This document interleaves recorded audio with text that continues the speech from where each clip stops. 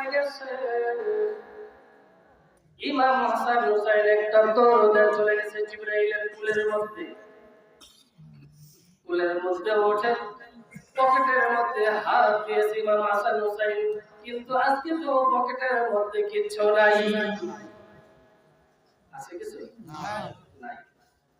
এই চিত্রটা দেখে আমার নবীজি মুস্কি মুস্কি হাসতেছে, কারণ আমার নবী তো সবই জানে।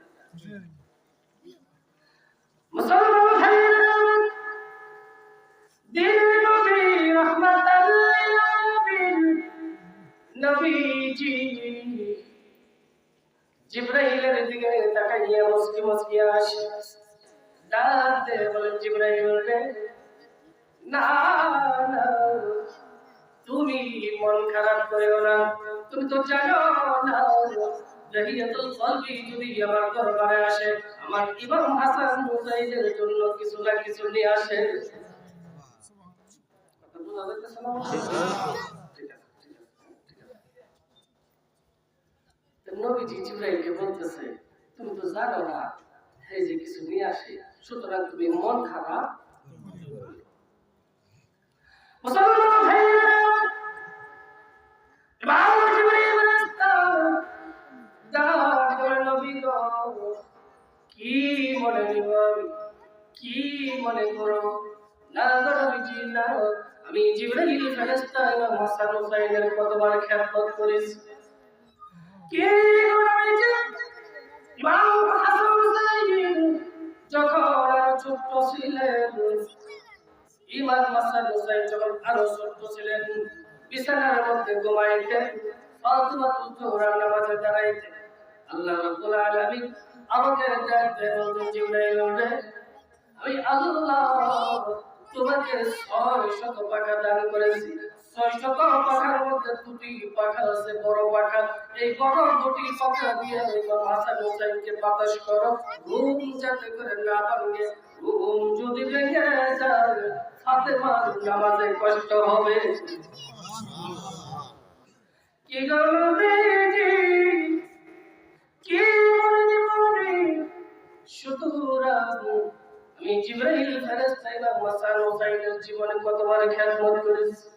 না আমি মন খারাপ করি নবী গো, দেন আমাকে একটু সময় দেন। সময় দিয়ে কি করবে জিবরাইল? কি করবে? যাবো আসবো, ঠিক আছে যাও। বা জিবরাইল ফেরেশতা মুহূর্তের মধ্যে ফেরেশতার ভিতরে চলে গেছে।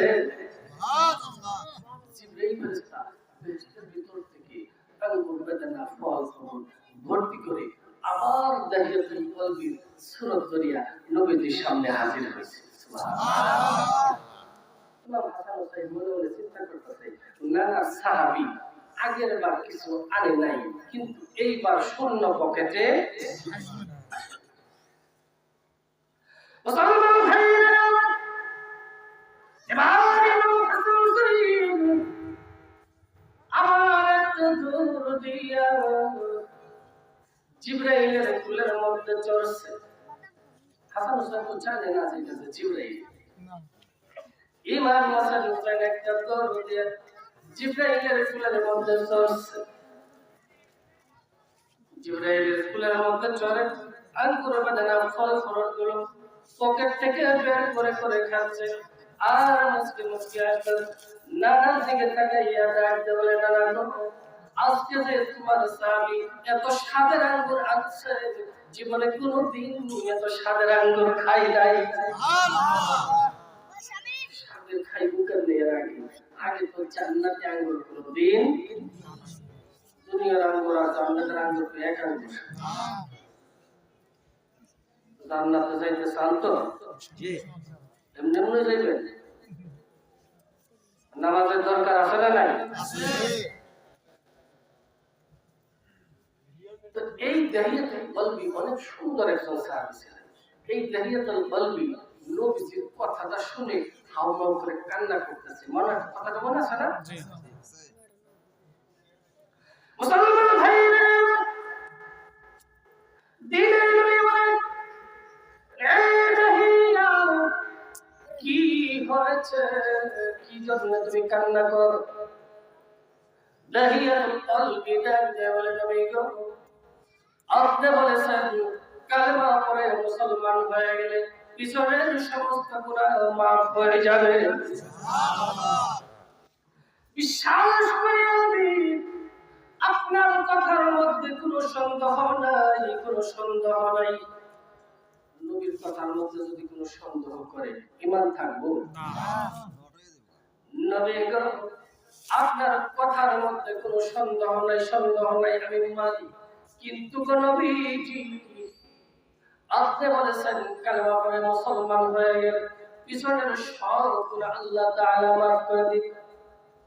কি গো নবীজি আমি যে একটা এত বড় গুনাহ করেছি, এত বড় একটা গুনাহ করেছি, সব গুনাহ মাফ হইল, একটা এমন গুনাহ করেছি সেই গুনাহটা হয়তো আল্লাহ তাআলা আমাকে মাফ দিবে না। দাহিয়াতুল কলবি বলতেছে নবী গো আমার মন বলে আমি এমন একটা গুনাহ করছি সব মাফ হইল, এই গুনাহটা আল্লাহ আমাকে মাফ দিত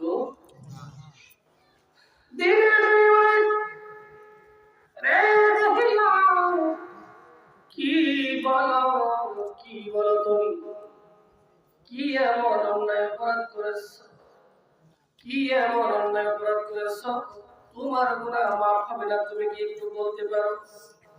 দাহিয়াতুল কলবি ডাকতে বলে নবী গো বলতে পারবো, বললে তো আপনি নিজেই আমার উপরে ঘৃণা করবেন। নবীজি বলছেন কি এমন গুনাহ করছো একটু বলো তো দেখি, একটু শুনি কোন গুনাহটা মাফ হইল না, কোন গুনাহটা মাফ হইল না বলছে, এই কথাটা কি আপনারা শুনবেন? জি তাহলে আমার দিকে তাকায় থাকতে হবে, তোমরা লড়াচড়া করতে হবে না, যেভাবে আছেন ঠিক এইভাবেই থাকবেন। আমিন করেন। আমিন। মুসলমান ভাইরা দাহিয়াতুল কলবি নবীজির সামনে বসে বসে কথাগুলো এইভাবে নবীজির সামনে বসে বসে বলতেছে নবী গো আমি এখন 4 বছরের জন্য আমি বিদেশ সফরে যাই, 4 বছরের জন্য জানা মানুষ বিদেশ যায় তো দাহিয়াতুল কলবি নবীজির সামনে বসে বসে বলতেছেন নবী গো 4 বছরের জন্য আমি একবার বিদেশে যাই। আমি যখন বিদেশে যাই তখন আমার বিবি ছিল গর্ভবতী, আমার বিবির গর্ভে ছিল সন্তান। আমি বললাম 4 বছরের জন্য, 4 বছরের জন্য আমি বিদেশে যাব ব্যবসার কাজের জন্য। এটা কিন্তু মুসলমান হওয়ার আগের ঘটনা। মুসলমান হওয়ার আগে 4 বছরের জন্য আমি বিদেশ সফরে যাই। আমার বিবিকে ডাকতে বললাম বিবিরে 4 বছরের জন্য আমি বিদেশে যাই। কি বিবি ছেলে হলে রাখবে আর মেয়ে হলে সঙ্গে সঙ্গে দুনিয়া থেকে বিদায় করে দিবে। মুসলমান ভাইরা দাহিয়াতুল কলবি নবীজির সামনে বসে বসে কথাগুলো বলতেছে ডাকতে বলেন নবী গো যাওয়ার সময় আবার বিবিকে এই কথা বলে গেলাম আমি যখন বিদেশে যাই এই কথা বলে যাই। 4 বছর আমার বিদেশ করা হয়ে গেল, 4 বছর পর আমি বাড়িতে চলে আসলাম। বাড়িতে চলে আসার পর খুব সুন্দরী একটি মেয়ে আমাকে আব্বু আব্বু বলতে শুরু করে দিল।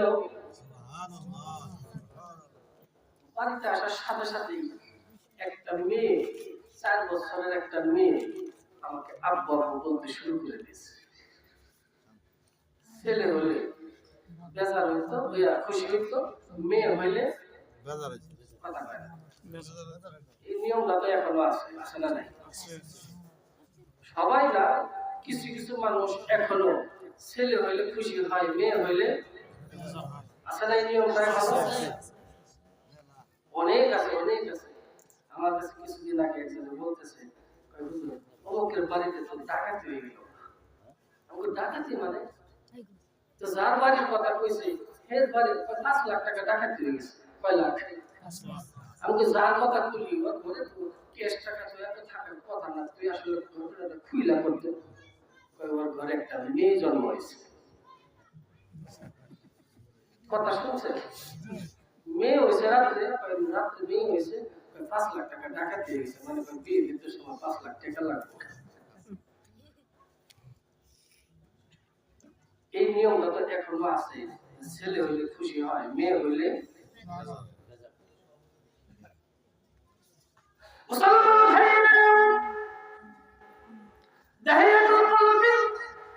নবীজির সামনে কথাগুলো বলতেছে, নবী গো, আমি যখন বাড়িতে চলে আসলাম, খুব সুন্দর একটি মেয়ে আমাকে আব্বু আব্বু বলতে শুরু করলো। আমি বললাম, বিবি, এটা কার মেয়ে বিবি? এটা কার মেয়ে? আমাকে এমন করে আব্বু আব্বু বলে ডাকে। আমার বিবি কোনো কথা বলে না, আমার বিবি কোনো কথা বলে না। আমার আর বুঝতে বাকি রইল না, এটা আমারই মেয়ে। আমার বিবি যখন কথা বলে না, বিবিকে জিজ্ঞেস করলাম, তখন আর আমার বুঝতে বাকি নাই, এটা আমার। আমি বললাম, বিবি কি করলি? বিবি কি করলি? আমি না বললাম মেয়ের হলে দুনিয়া থেকে বিদায় করে দিতে। দেহিয়াতুল কলবি বিবি দেখতে বলে, স্বামী গো, আপনি তো যাওয়ার সময় বলে গেছেন ছেলে হলে রাখতে, মেয়ে হলে দুনিয়া থেকে বিদায় করে দিতে। আমি আপনার কথা মানতে পারি নাই, আমি আপনার কথা শুনতে পারি নাই। তার কারণ হলো দুইটি। কয়টা কারণ? কয়টা কারণ? দুইটা কারণে আমি আপনার কথা মানতে পারি নাই। এক নম্বর কারণ, আমি তার মা লাগি। এই পৃথিবীতে কোন মা নিজের সন্তান নিজ হাতে মারতে পারে না। কোন মা সন্তান মারতে পারে না। দুই নম্বর কারণ, দেখেন আপনার মেয়ের চেহারার দিকে তাকাইয়া দেখেন, আপনার চেহারার মধ্যে আর আপনার মেয়ের চেহারার মধ্যে কোনো বেশ কম নাই। তাহলে বোঝা গেল কার চেহারা পাইছে? এই তো বুঝতেছেন, কথার যে উত্তর দিচ্ছেন তাতে আমি বুঝলাম, কথাগুলা বুঝতেছেন, কথা ক্লিয়ার আসতেছে না বাবা? চেষ্টা করতেছি বোঝানোর জন্য। আমিন আমিন। আগেই বলছি দেহিয়াতুল কলবি অনেক সুন্দর একজন সাহাবী। তাহলে বাবা সুন্দর, সেখানে মেয়েটাও সুন্দরী হওয়াটাই স্বাভাবিক। কি বলে মুসলমান ভাইরা? দেহিয়াতুল কলবির বিবি দেখতে ওই স্বামী গো, দেখেন তাকাইয়া দেখেন, আপনার চেহারার মধ্যে আপনার মেয়ের চেহারার মধ্যে কোনো বেশ কম নাই। সেই জন্য আমি মা খুশি হয়েছি। আমি মা খুশি হইয়া আপনার মেয়ের নাম রেখে দিয়েছি জামিলা। মেয়ের নাম রাখছি কি? জামিলা। জামিলা অর্থও সুন্দর। মেয়ের নাম কি রাখছে?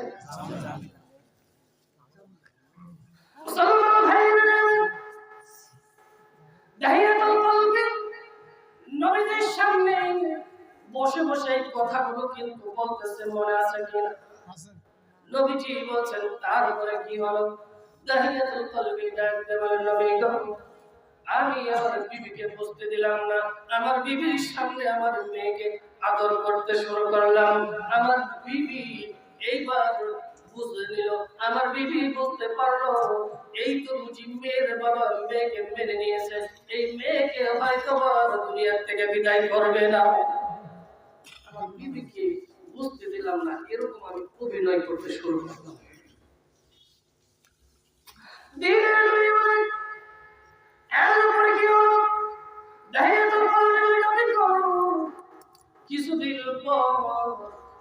কিছুদিন পর আমার ঘুম হয় না,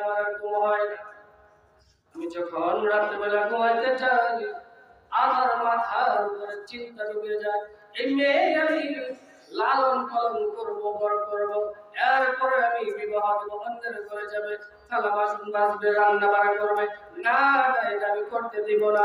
এই মেয়েটাকে আমি নিজ হাতে দুনিয়া থেকে বিদায় করে দিব। কিছুদিন পর আমার বিবিকে বললাম,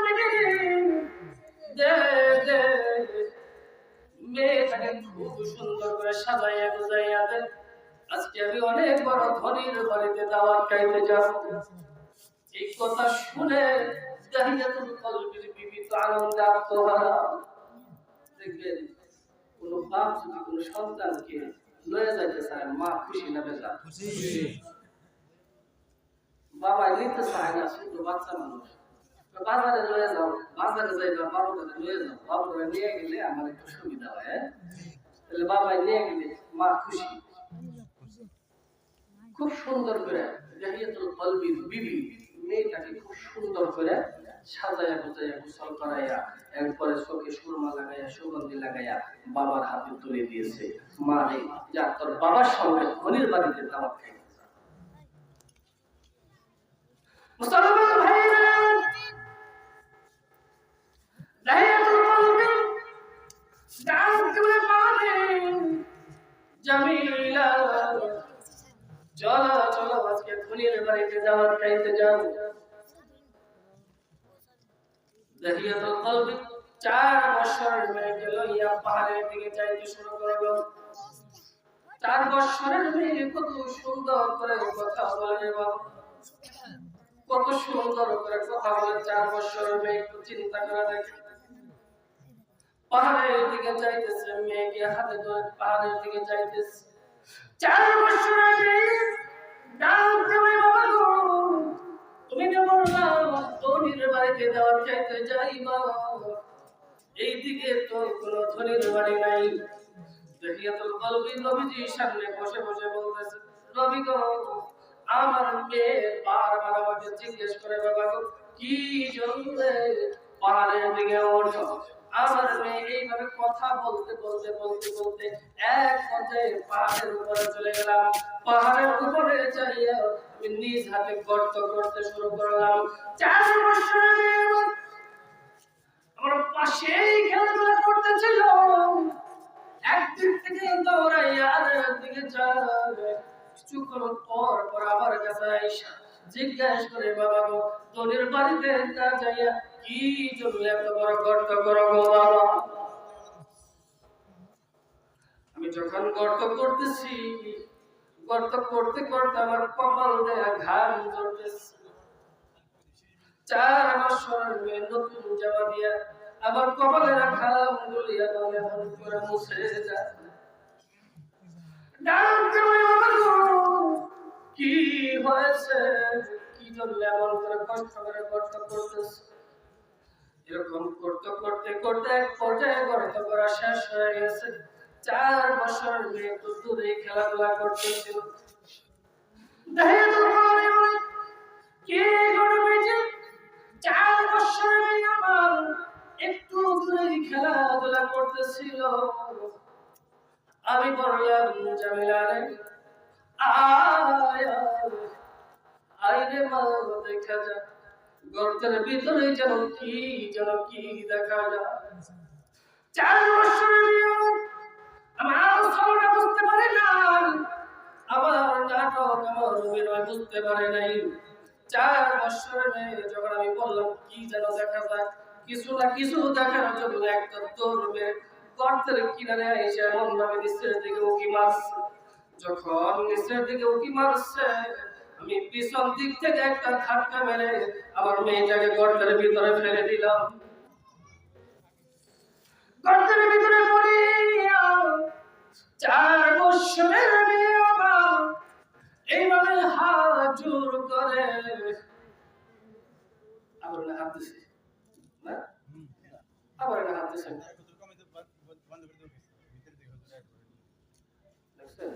হাত দিতে তো আমি দেখি নাই, কিন্তু সামনে কথা কয় না, আগের মতো করে দেয়। কি বলছে, কে বলছে? কেন বন্ধ করছেন? কে বলছে? সে বলছে সে যখন বয়ান করবে তখন বন্ধ করে দিবেন, এখন চালিয়ে দেন। কি বলেন?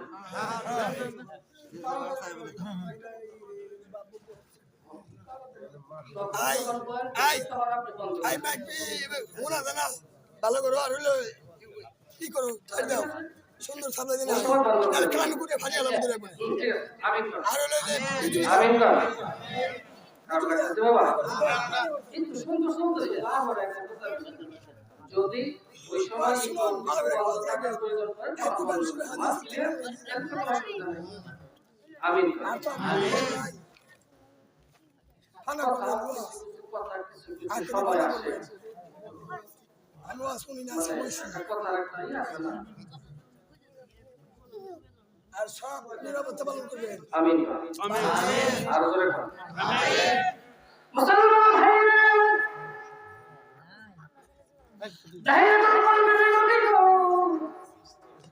আমি যখন কিছু না কিছু দেখার জন্য নিচের দিকে যখন উঁকি মারছি,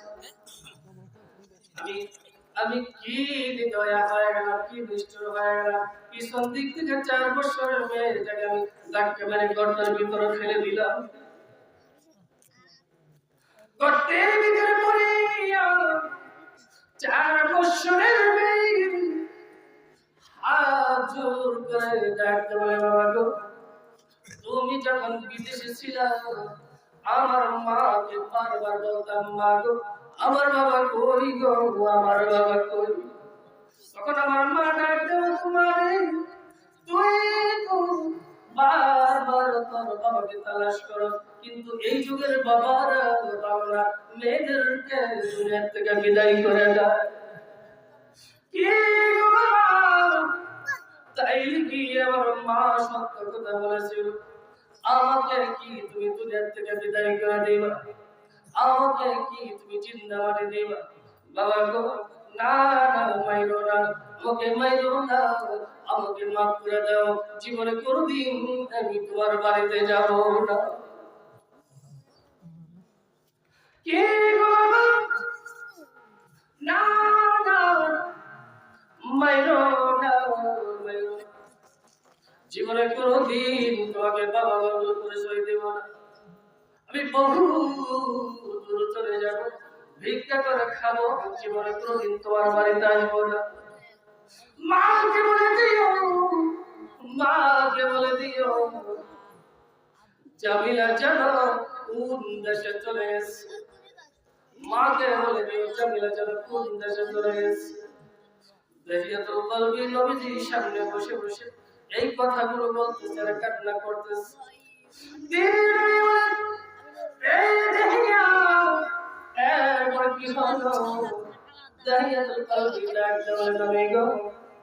আমার মেয়ের কথা আমি শুনি নাই, আমি উপর থেকে আমি পাথরের চাপা দিতে শুরু করলাম।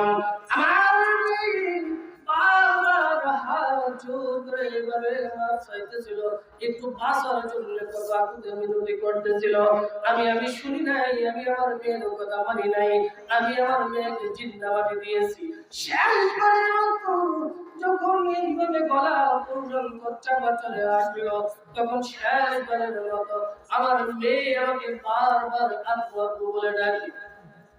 আমি সিদ্ধান্ত নিলাম, আমার মেয়ে যখন বারবার এইভাবে আব্বু আব্বু বলে ডাকে আর যেন ডাক দিতে না পারে, এত বড় একটা পাথর আমি জমিন থেকে মাথার উপরে উঠাইলাম, আমার মেয়ের মাথা বরাবর মেরে দিল। পাথরটা দেখিয়া আমার মেয়ে ডাক দেয়, বলে, বাবা গো, না না, মাইরো না, এই পাথরটা যদি মারো আমি আর এই দুনিয়ায় বাঁচবো না। মুসলমান ভাইরা,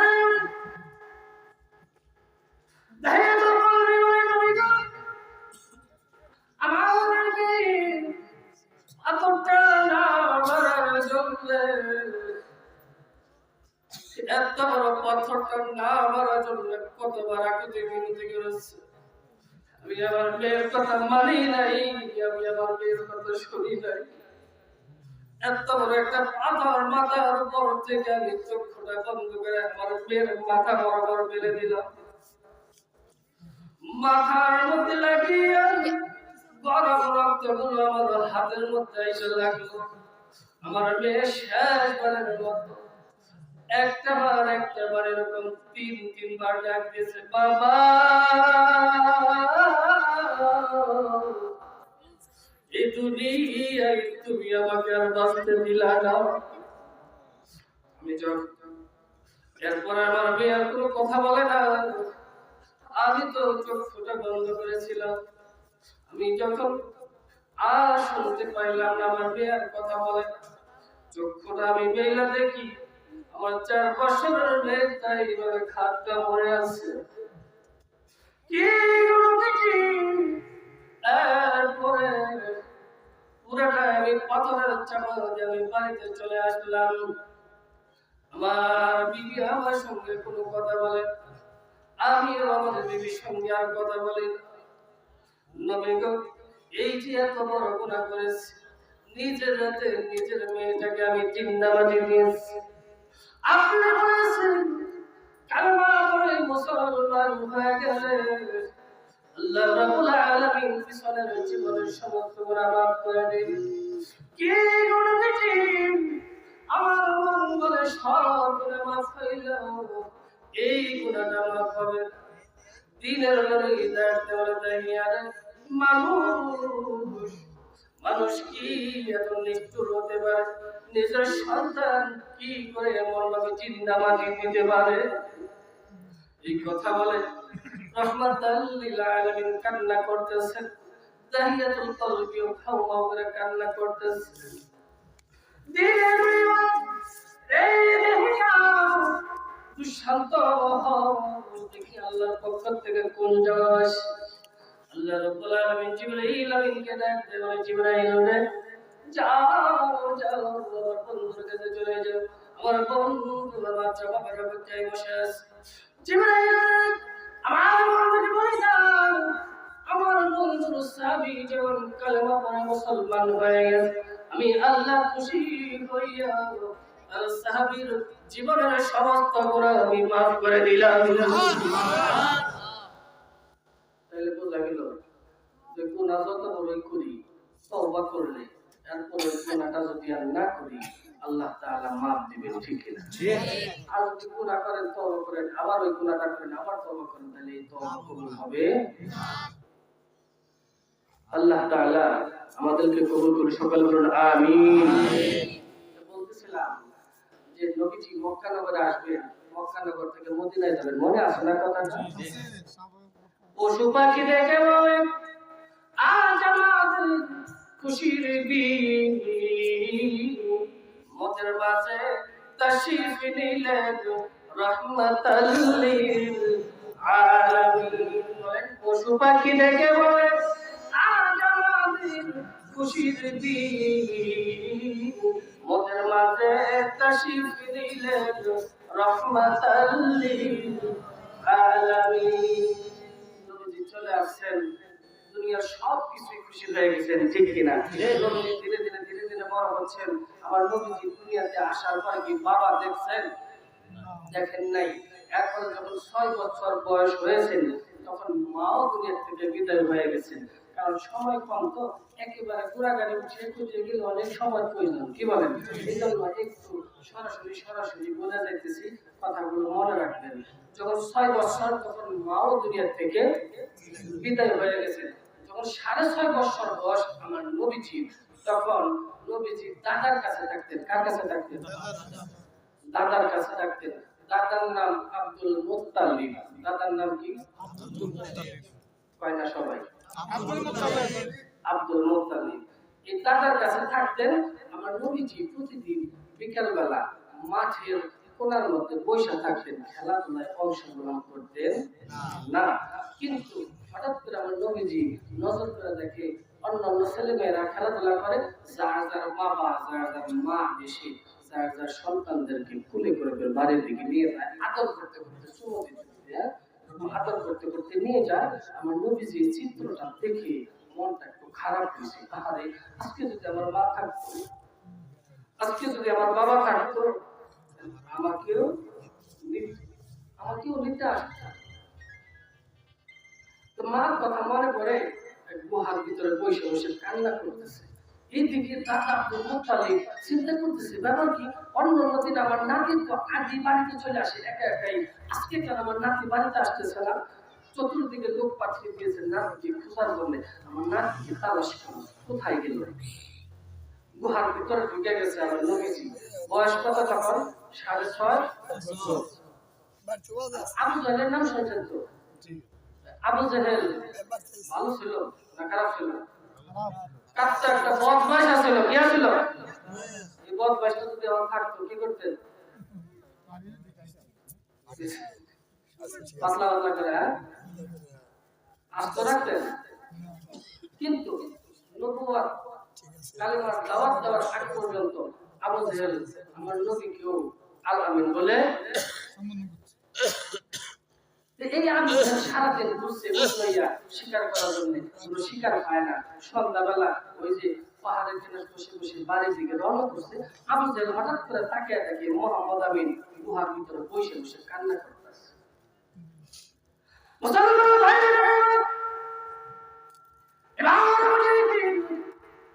উটের পিছু হতে দাঁড়িয়ে গুহার মুখে দাঁড়াইয়া ডাকতে বলে, মোহাম্মদ আমিন গো, ওই দিকে তোমার দাদা আব্দুল মুত্তালিব চতুর্দিকে লোক পাঠিয়ে দিয়েছে তোমাকে খুঁজার জন্য। কেউ তোমাকে তালাশ করে পাইতেছে না, পাইতেছে না। বারোই হয়েছে, তুমি যখন আমার চোখের সামনে পড়ে গেছো, এই যে আমার এই উঠে আমার কমান মানে আমার কথা শুনে, আমি যদি বলি বস তাহলে বসে, আমি যদি বলি দাঁড়া তাহলে দাঁড়ায়। আসলে কিছু জানলার কথা শুনে, লালন পালন করে, কথা শুনে, ইশারায় শুনে। মুসলমান ভাইরা, দিনের নবী রহমাতুল আলামিন নবীজি গুহার ভিতর থেকে বের হয়ে আসছে। এবার আবু জেহেল উটের পিঠে চড়ে উঠে লাগাম ধরেছে। আবু জেহেল ডাকতে বলে, মোহাম্মদ আমিন গো, তুমি আমার পিছনে বসো আর আমাকে ভালো করে ধরে রাখো। আমাকে যদি না ধরো, ও যখন হঠাৎ করে বসার থেকে দাঁড়াইবে তখন তুমি পড়ে যেতে পারো। মুসলমান ভাইরা, দিনের নবী রহমাতুল আলামিন নবীজি আবু জেহেলের উটের পিঠে চড়ছেন ঠিক, কিন্তু আবু জেহেলকে ধরেন না, আবু জেহেলকে টাচ করেন না। কেন?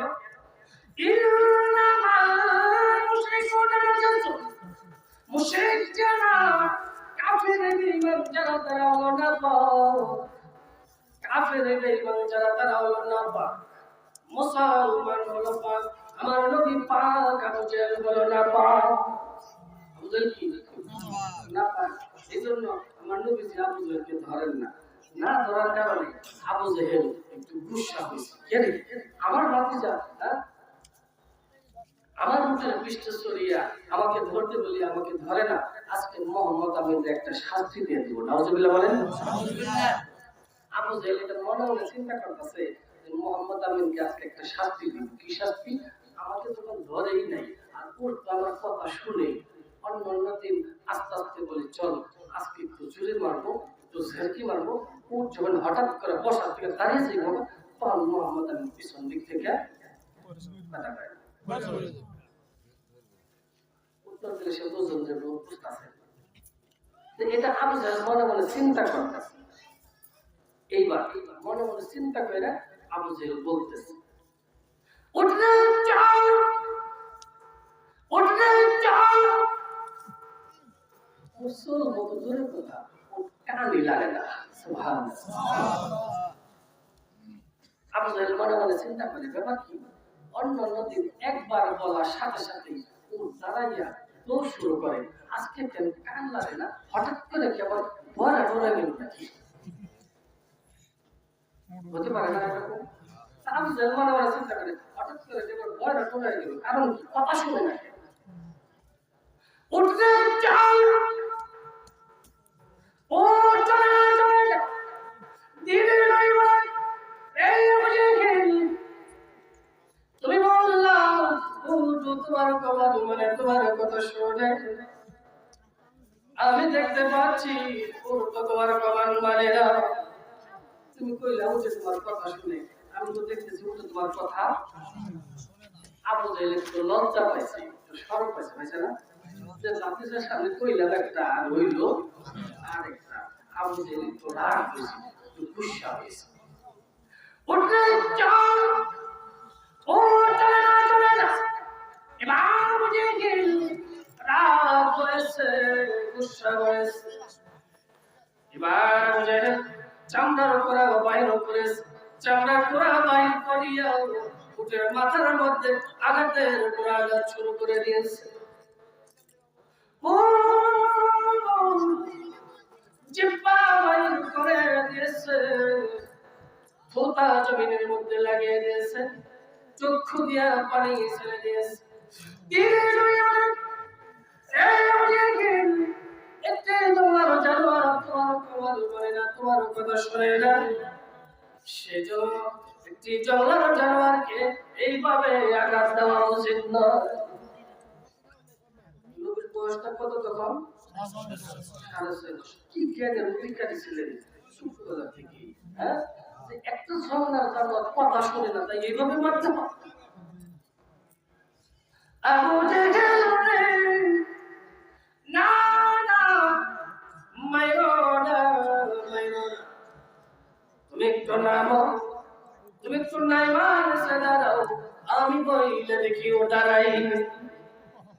এবার উটের পিঠ হইতে নামি একটু দূরে দাঁড়াইছে দিনের নবী রাহমাতাল লিল আলামিন। উটের পিঠে বসার সঙ্গে সঙ্গে উটটি দাঁড়িয়ে গেছে। নবীজির চেহারা মুবারক দিকে তাকাইয়া ডাক দেওয়া, নবী গো, এই বেঈমান আবু জেহেল চামড়ার পুরা আমাকে পিটাইতে আমাকে কুরবানি করে দিত, আমি মরে যাইতাম, দুনিয়া থেকে বিদায় হয়ে যাইতাম, আমি দাঁড়াইতাম না ততক্ষণ পর্যন্ত যতক্ষণ পর্যন্ত আপনাকে সামনে না বসাইতো। আবু জেহেল কত বড় বেয়াদব! আবু জেহেল সামনে বসে আপনাকে পিছনে বসাইছে, আমি মরে যাইতাম গা, আপনাকে যতক্ষণ সামনে না বসাইতো ততক্ষণ পর্যন্ত আমি দাঁড়াইতাম।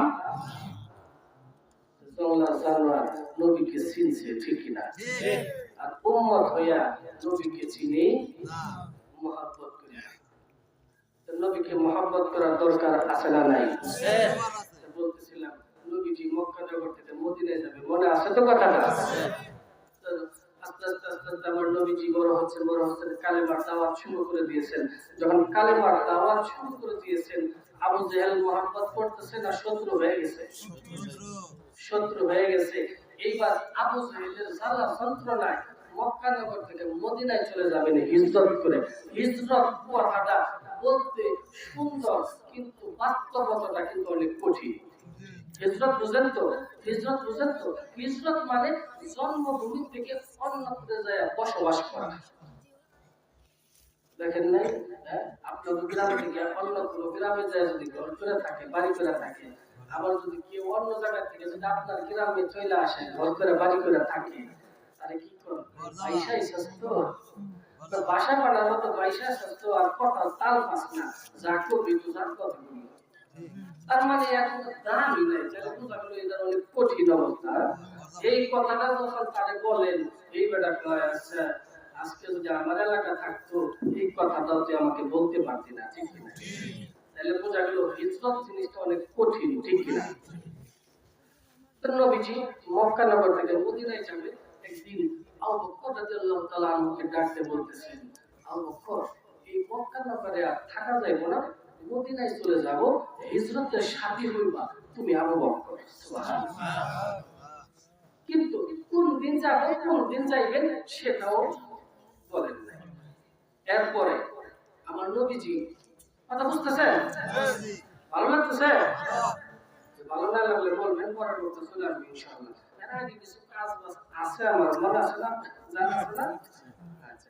তো নবীজি যখন আবু বকরকে বলছেন যে এই মক্কা নগর থেকে চলে যান, এই কথাটা বলার পরে 1 মাস, 2 মাস, 3 মাস, 5 মাস, 6 মাস যখন হয়েছে, কয় মাস? কথা কয় না? 6 মাস যখন হয়েছে, গভীর রাত্রেবেলা কাউকে জানায় নাই, রাত্রেবেলা হযরত আলী রাদিয়াল্লাহু তাআলা আনহুকে ডাক দিয়েছে, আমার নবীজি, আলী রে, আজকে রাত্রে আমি মক্কা নগর থেকে মদিনায় চলে যাব। মুসলমান ভাই বোনেরা, হযরত আলী বলেন, ইয়া রাসূলুল্লাহ, নবী গো, আজকে রাত্রে আপনি মক্কা নগর থেকে মদিনায় চলে যাবেন। নবী গো, তাইলে কি হিজরতের সাথে আমি আলী হতে পারবো? দিনের বিমান না না না গো, হিজরতের সাথে হবে আমার আবু বকর। হযরত আলী বলেন, ইয়া রাসূলুল্লাহ, নবী গো, তাইলে কি হিজরত উপলক্ষে আজকে রাত্রের জন্য, হিজরত উপলক্ষে আজকে রাত্রের জন্য আমি আলী কোনো উপকারে আসতে পারি না? আসলে এরকম একটা কথা, নবী গো, তাইলে কি আমি কোনো উপকারে আসতে পারি না? দিনের বিমান রে, তুই যদি কোনো উপকার আসতে চাস, তুই যদি কোনো উপকার আসতে চাস, ওই জানা আমার বিছানার উপর চাদর উপরে আছে, ওই চাদরটা গায়ে দেওয়ার বিছানার উপরে ঘুমায়া যা। দিনে না রাত্রে? গভীর রাত, গভীর রাত। হযরত আলী মনে মনে চিন্তা করতেছে, কাজটা একেবারে ছোট না, ভালোই হয়েছে। নবীজির চাদর মোবারক গায়ে দিয়ে আমি যখন শুয়ে পড়ব, কাফের বেঈমানেরা নবীজির ঘরের দরজা ভেঙে ঘরের ভিতরে প্রবেশ করে নজর রাখতে চাদরের ভিতরে ঘুমাইয়া আছে। কাফেররা মনে করলো চাদরের ভিতরে কে ঘুমায় আছে, এই তো বলতেছে।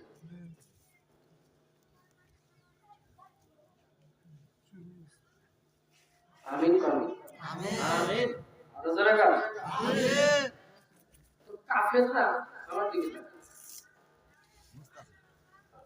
কাফেররা মনে করবে যে চাদরের ভিতরে কে ঘুমায় আছে। একটু জিকির করে, লা ইলাহা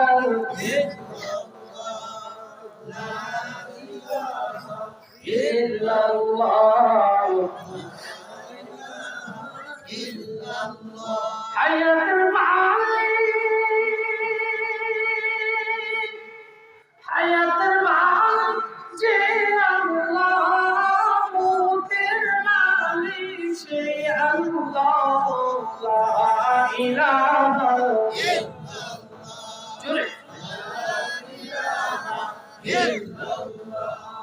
লা ইলাহা ইল্লাল্লাহ মুহাম্মাদুর রাসূলুল্লাহ সাল্লাল্লাহু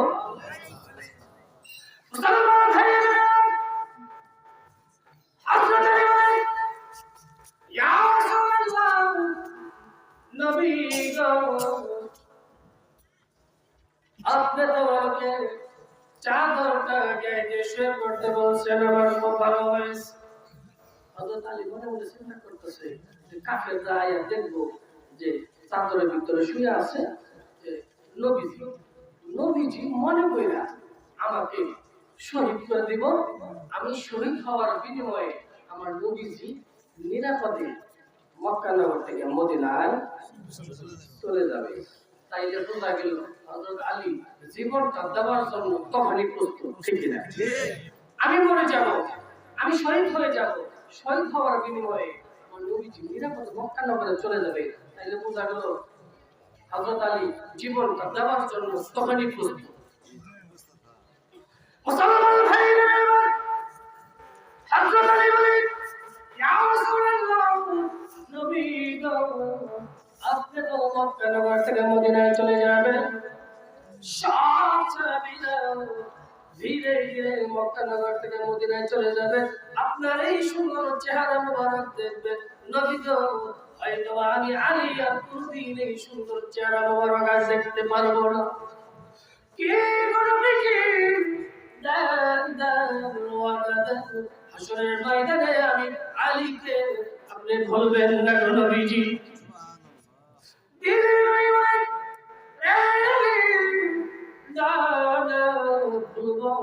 হাসরের ময়দানে তুই আমার সঙ্গে থাকবি রে আলী। নবীজি যখন এই কথা বলছে, হযরত আলী একটা মুস্কি হাসি দিয়েছেন শহীদ হওয়ার জন্য, হয়তো আমি আজকে রাতেই চলি। হযরত আলী নবীজির চাদর মোবারক গায়ে দিয়ে শুয়ে পড়ছে। নবীজি গভীর রাত দরজাটা খুলছেন ঘর থেকে বের হওয়ার জন্য। নজর করে দেখেন চতুর্দিকে কাফেররা হাজির হয়ে গেছে আমার নবীকে ধরার জন্য হাজির হয়ে গেছে সঙ্গে সঙ্গে আমার নবীজি দরজাটা লাগিয়ে দিয়েছে মুসলমান ভাইরা দিনের নবী রহমাতাল লিল আলামিন নবীজি যখন দরজাটা খুলছেন কাফেরদেরকে দেখিয়া সঙ্গে সঙ্গে দরজাটা লাগিয়ে দিয়েছে আল্লাহ রাব্বুল আলামিন জিবরাইল আমিনকে ডাক দিয়ে বলে জিবরাইল রে আমার বন্ধু ঘরের দরজা খুলছে আর সঙ্গে সঙ্গে দরজাটা লাগিয়ে দিয়েছে জিবরাইল যাও যাও আমার বন্ধুর কাছে চলে যাও আমার বন্ধু যেন চিন্তা না করে এক মস্ত পালমাতে লইয়া সূরা ইয়াসিনের কিছু আয়াত তেলাওয়াত করে পালমার উপরে দম দিয়া আকাশের দিকে নিক্ষেপ করে দিতে বলো জিবরাইল জানতে পারবে না চিন্তা করবেন না এক মস্ত পালমাতে লইয়া সূরা ইয়াসিনের কিছু আয়াত তেলাওয়াত করে আকাশের দিকে নিক্ষেপ করে দেন নবীজি তাই করলেন বিসমিল্লাহির রহমানির রহিম বলেন ইয়াসিন ওয়াল কুরআনিল হাকীম ইন্নাকা লামিনাল মুরসালিন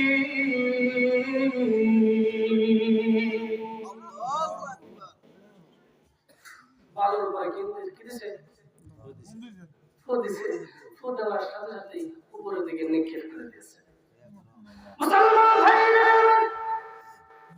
দিনের নবী রহমাতাল লিল আলামিন নবীজি বালুর উপরে দম দিয়ে আকাশের দিকে নিক্ষেপ করে দিয়েছে সমস্ত বালুগুলো চতুর্দিকে কাফের বেঈমানদের চোখের ভিতরে ঢুকিয়ে দিয়েছেন কে নবী তো উপরের দিকে দিয়েছে কিন্তু চতুর্দিকে কাফেরদের চোখের ভিতরে ঢুকিয়ে দিয়েছেন কে চোখের ভিতরে বালু গেলে কেমন লাগে খারাপ লাগে না এমনিতেই বাতাসে একটু ময়লা গেলে চোখ জ্বলতে কাম সারা আর ওই জায়গায় আল্লাহ তাআলা নিজের কুদরতি হাত দিয়ে ঢুকে দিয়েছে ওই জায়গায় কেমন হতে পারে কাফেররা এরকম জ্বলতে একজন কাফের অন্ধ হয়ে গেছে এই ফাঁকে আমার নবীজি ঘর থেকে বের হয়ে গেছে সুবহানাল্লাহ আমার আল্লাহ বলেন কাফেরের বাচ্চারা আমার নবীকে মারবি আমার নবীকে ধরবি মারবি ধরবি তো দূরের কথা দেখারও নসিব তোদের হবে না ঘর থেকে বের হয়ে চলে গেছেন আবু বকরের বাড়িতে কার বাড়িতে দিনে না রাতে যাইয়া ছোট্ট একটা কণ্ঠে আমার নবীজি ডাক দিছে এইভাবে আমার দিকে তাকান কেমনে ডাক দিছে আমি দেখাইতেছি এইভাবে ছোট্ট কণ্ঠে আবু বকর আসলে একটা কথা আছে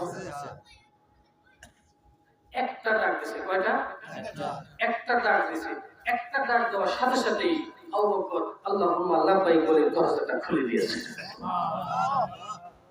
কি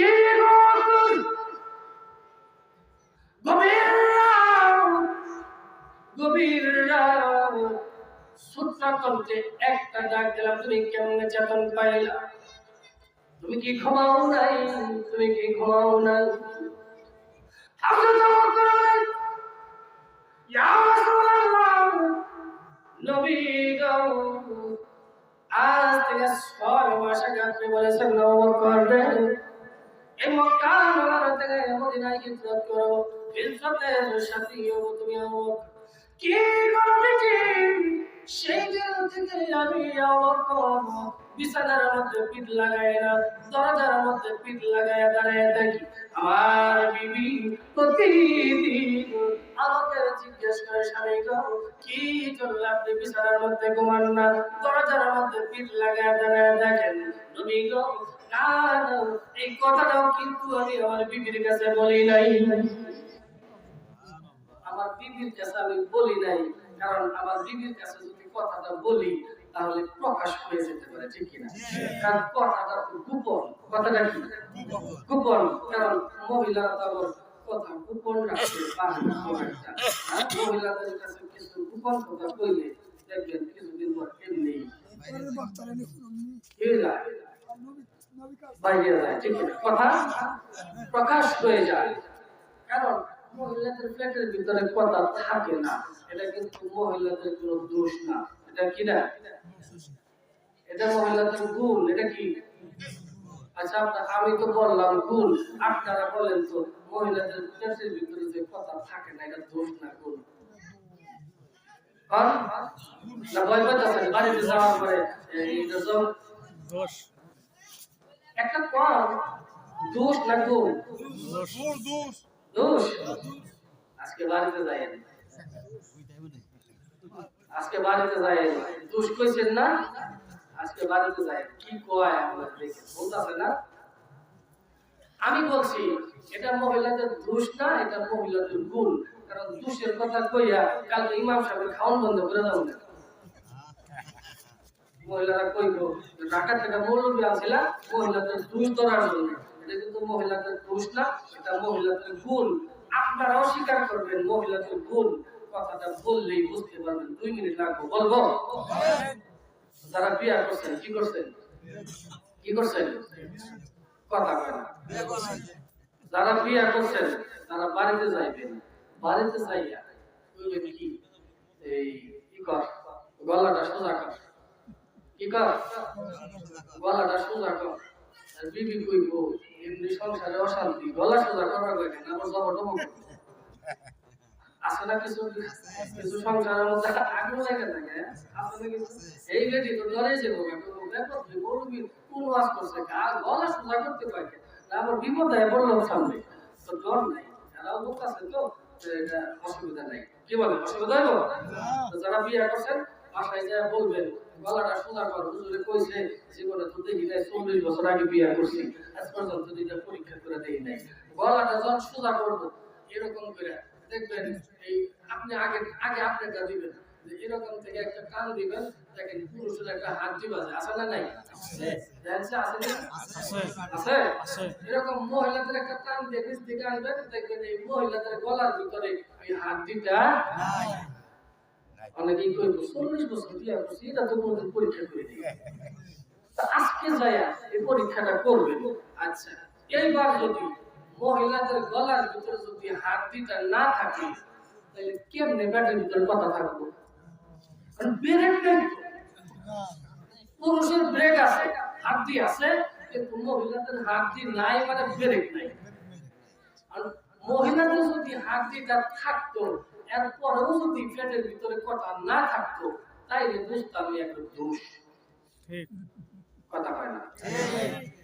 হাত দি নাই, কথা খালি ঘর ঘরে বাইরে জায়গা, এটা কি মহিলাদের দোষ? তাহলে কি কি মহিলারা খুশি করবো কি ভালো তো জায়গা কথা অনেক লম্বা, বেজার হয়েছে, বেজার হয়েছে। মুসলমান ভাইরা হযরত ওমর বলেন ইয়া রাসূলুল্লাহ, নবী গো আমার বিবি প্রতিদিন জিজ্ঞেস করে স্বামী গো কি জন্য আপনি ঘুমান না, এই কথাটাও কিন্তু আমি আমার বিবির কাছে বলি নাই, কারণ আমার বিবির কাছে যদি বলি কথাটা ফাঁস করে যেত,